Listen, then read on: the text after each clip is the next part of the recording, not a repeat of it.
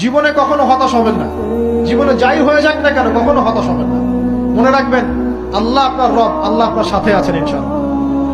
এই সমাজ আপনাকে যেভাবে শেখায়, কিভাবে শেখায়, এই যে স্কুল, কলেজ, ইউনিভার্সিটি, চাকরি, বিয়ে, সন্তান প্রতিপালন, আর তারপর ইন্না লিল্লাহি ওয়া ইন্না ইলাইহি রাজিউন, এই তো শেখায় নাকি?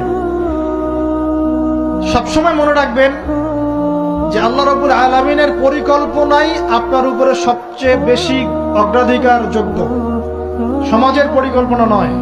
পরিবার আপনাকে চাপ দিচ্ছে, চাকরি পাস না, পড়াশোনা করিস না, হ্যাঁ পড়াশোনায় কেন তুই 80 নাম্বার পাইলি না, কেন চান্স পেলি না, কবে চাকরি পাবি, কবে আমাদেরকে দেখবি, খাওয়াবি, পড়াবি, এই যে চাপগুলো চারপাশ থেকে আসে কিনা, এতে করে অনেক যুবক দেখা যায় মাদকাসক্ত হয়, অনেকে দেখা যায় আত্মহত্যা করছে ইদানিং, করছে কিনা ভাই?